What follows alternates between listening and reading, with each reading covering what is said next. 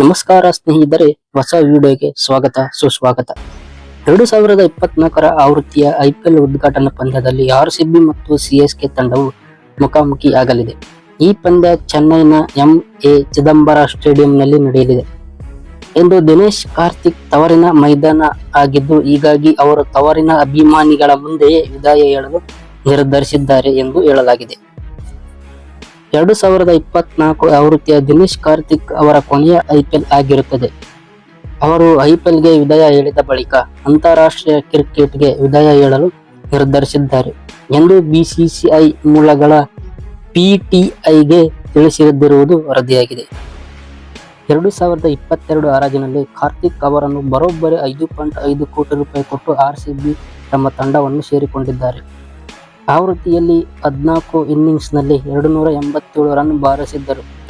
ಜೊತೆಗೆ ತಂಡದ ಫಿನಿಶರ್ ಪಾತ್ರವನ್ನು ನಿರ್ವಹಿಸಿದ್ದರು. ಈ ಪ್ರದರ್ಶನ ಕಂಡು ಅವರನ್ನು ಟಿ20 ವಿಶ್ವಕಪ್ಗೆ ಆಯ್ಕೆ ಮಾಡಿದ್ದರು. ಆದರೆ ನಿರೀಕ್ಷಿತ ಪ್ರದರ್ಶನ ಬರಲಿಲ್ಲ. ಕಳೆದ ಬಾರಿ ಐಪಿಎಲ್ ಟೂರ್ನಿಯಲ್ಲೂ ನಿರೀಕ್ಷಿತ ಪ್ರದರ್ಶನ ಬರಲಿಲ್ಲ.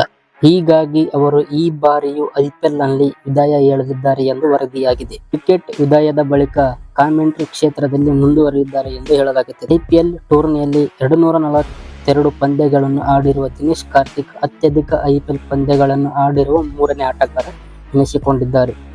250 ಪಂದ್ಯಗಳನ್ನು ಆಡಿರುವ ಮೊದಲ ಸ್ಥಾನದಲ್ಲಿರುವ MS ಧೋನಿ ಅಗ್ರಸ್ಥಾನದಲ್ಲಿದ್ದಾರೆ.